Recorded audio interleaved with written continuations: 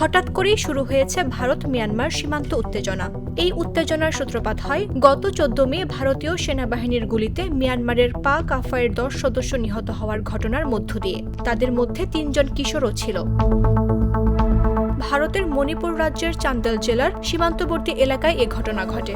আন্তর্জাতিক সংবাদ মাধ্যম আল জাজিরার খবরে বলা হয়, এই হতাহতের ঘটনায় ভারত ও মিয়ানমারের মধ্যে সৃষ্টি হয়েছে তীব্র মতানৈক্য। ভারতীয় সেনাবাহিনী বলেছে, সীমান্তের ওপারে সন্ত্রাসী তৎপরতায় জড়িত আছে সন্দেহে 14 মে উত্তর পূর্ব ভারতের মণিপুর রাজ্যের সীমান্ত চৌকিতে টহল দেয়া আধা সামরিক বাহিনী আসাম রাইফেলসের একটি ব্যাটালিয়ন যুদ্ধ সরঞ্জাম বহনকারী 10 সশস্ত্র ব্যক্তিকে গুলি করে হত্যা করেছে। ভারতীয় ওই সেনারা মিয়ানমার সীমান্তবর্তী মণিপুর রাজ্যের চান্দেল জেলায় মোতায়েন ছিল। এটি মিয়ানমারের তামু জেলা লাগোয়া। 2 বছর ধরে মণিপুরে জাতিগত গোষ্ঠীগুলোর মধ্যে সংঘাত চলছে এবং ভারতীয় কর্তৃপক্ষ প্রায়ই মিয়ানমার থেকে আসা অভিবাসীদের বিরুদ্ধে ওই উত্তেজনা উস্কে দেওয়ার অভিযোগ করে আসছে। তবে এনইউজি 14 মের ঘটনা নিয়ে ভারতের বিবরণকে প্রত্যাখ্যান করে বলেছে, তাদের সদস্যরা ভারতের ভেতরে কোনো সশস্ত্র সংঘর্ষে নিহত হননি, বরং সেনারা তাদের বন্দী করে নির্যাতন ও কোনো বিচার ছাড়াই হত্যা করেছেন। রাজনৈতিক বিশ্লেষক ও যুদ্ধ সংঘাত পর্যবেক্ষকেরা বলছেন, মিয়ানমারে প্রায় 5 বছর আগে সর্বশেষ সেনা অভ্যুত্থানের পর ভারতের সঙ্গে দেশটির প্রায় 1600 কিলোমিটার দীর্ঘ সীমান্ত জুড়ে সক্রিয় প্রতিরোধ গোষ্ঠীগুলোর সঙ্গে ভারতীয় বাহিনীর এক ধরনের বোঝাপড়া গড়ে ওঠে। এর আওতায় উভয় পক্ষই কার্যত একে অপরের বিষয়ে নাক না গলানোর নীতি অনুসরণ করত। তামু জেলায় ওই হত্যাকাণ্ডের পর সেই বোঝাপড়ার অবসান হয়েছে বলে মনে করা হচ্ছে। এটি এনইউজির জন্য বড় ধাক্কা। এতে ডজনখানেক বিদ্রোহী সশস্ত্র গোষ্ঠী ও মিয়ানমারের যুদ্ধ এড়িয়ে ভারতের উত্তর পূর্বাঞ্চলীয় রাজ্যগুলোতে আশ্রয় নেয়া হাজারো শরণার্থীর মধ্যে ব্যাপক প্রতিক্রিয়া দেখা দিয়েছে। তারা এখন ওই সহিংস ঘটনার প্রভাব সীমান্ত অঞ্চল জুড়ে ছড়িয়ে পড়ার শঙ্কায় রয়েছেন। 1 বছর ধরে নয়াদিল্লি মিয়ানমারের সঙ্গে সীমান্তে কাঁটাতারের বেড়া বসাতে উদ্যোগী হয়েছে। এ উদ্যোগের পক্ষে বিপক্ষে বিভক্ত হয়ে পড়েছে সীমান্ত জুড়ে ছড়িয়ে থাকা জাতিগত গোষ্ঠীগুলো। এরা বহু প্রজন্ম ধরে অবাধে 2 দেশের সীমান্তের এপার ওপার চলাচল করে এসেছে। এমনকি ব্রিটিশ শাসন থেকে ভারত ও মিয়ানমার স্বাধীন হওয়ার আগ থেকেই আল জাজিরাকে দেয়া সাক্ষাৎকারে PAFAয়ের সদস্যরা বলেন, সেনা অভ্যুত্থানের পর এই 4 বছরে এমন ঘটনা কখনো ঘটেনি, কিন্তু এখন এটা ঘটেছে।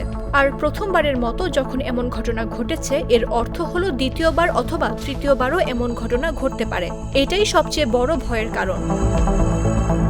বিশেষজ্ঞরা বলছেন, মিয়ানমার ভারত পাকিস্তানের বিভেদের মূল কারণ সীমান্ত বেড়া। এটি বহু পুরনো বিষয়। মিয়ানমার ও উত্তর পূর্ব ভারতের ওপর গবেষণা করছেন অংশুমান চৌধুরী। তিনি বলেন, এটি সবসময়ই সীমান্তে মতবিরোধের কারণ হয়েছে এবং উভয় দিকের গোষ্ঠীগুলোর মধ্যে আঞ্চলিক ভুল বোঝাবুঝির কারণে তা খুবই সহিংস সংঘর্ষে পরিণত হয়েছে। গত বছর যখন নয়াদিল্লি প্রথমবারের মতো 2 দেশের সীমান্তবর্তী অঞ্চলে অবাধ চলাচল নীতিকে বাতিলের উদ্যোগ নেয়, তখন ভারতের উত্তর পূর্বাঞ্চলীয় রাজ্য মিজোরাম, নাগাল্যান্ড, মণিপুর ও অরুণাচল প্রদেশের ক্ষুদ্র জাতিগোষ্ঠীগুলো হতবাক হয়ে পড়ে। 2 দেশের মধ্যে ওই নীতির আওতায় স্থানীয় বাসিন্দারা সীমান্ত পেরিয়ে অবাধে যাতায়াত করতে পারতেন। কিন্তু গত বছর ভারতের স্বরাষ্ট্রমন্ত্রী অমিত শাহ বলেছিলেন, সীমান্তে কাঁটাতারের বেড়া দেওয়া হলে তা ভারতের অভ্যন্তরীণ নিরাপত্তা নিশ্চিত করবে ও মিয়ানমার সংলগ্ন অঞ্চলের জনসংখ্যাগত কাঠামো অক্ষুণ্ণ রাখবে। মণিপুরের ক্ষুদ্র জাতিগোষ্ঠীর মধ্যে সংখ্যাগুরু মেইতেই এবং সংখ্যালঘু কুকি ও নাগা জনগোষ্ঠীর মধ্যে সংঘাতের প্রতিক্রিয়ায় ভারত সরকার ওই পদক্ষেপ নিয়েছে বলে অনেকে ধারণা করেন। 2023 সালের মে মাসে মেইতেই এবং কুকি ও নাগা সম্প্রদায়ের মধ্যে জাতিগত সহিংসতায় 250 জনের বেশি নিহত হন। বাস্তুচ্যুত হন হাজার হাজার মানুষ। রাজ্য প্রশাসনের বিরুদ্ধে অভিযোগ উঠেছে যে তারা মেইতেই জনগণের মধ্যে নিজেদের সমর্থন জোরদার করার জন্য অস্থিরতা আরও উস্কে দিয়েছে। তবে সরকার এই অভিযোগ অস্বীকার করেছে। এখন তামুতে এ হত্যাকাণ্ডের পর ভারতীয় নিরাপত্তা বাহিনীর সামনে অসন্তোষের নতুন সীমান্ত উন্মোচিত হয়েছে বলে মনে করেন অংশুমান। তিনি বলেন, এমন এক সীমান্তে অসন্তোষ তৈরি হয়েছে যেখানে মিয়ানমারের জান্তা বাহিনীর বিরুদ্ধে লড়াইরত অনেক সশস্ত্র গোষ্ঠী এতদিন ভারতীয় সেনাদের সঙ্গে শান্তি বজায় রেখে চলছিল। অংশুমান বলেন, এসব মৃত্যু ভারতীয় বাহিনী ও সেসব গোষ্ঠীর মধ্যে রুলস অফ এনগেজমেন্ট বা সংঘাত সম্পর্কিত অলিখিত নিয়ম ছিল তা বদলে দিতে পারে।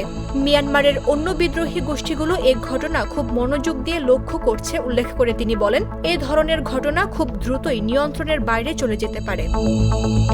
মামদুহা রাইসা, জাগো নিউজ।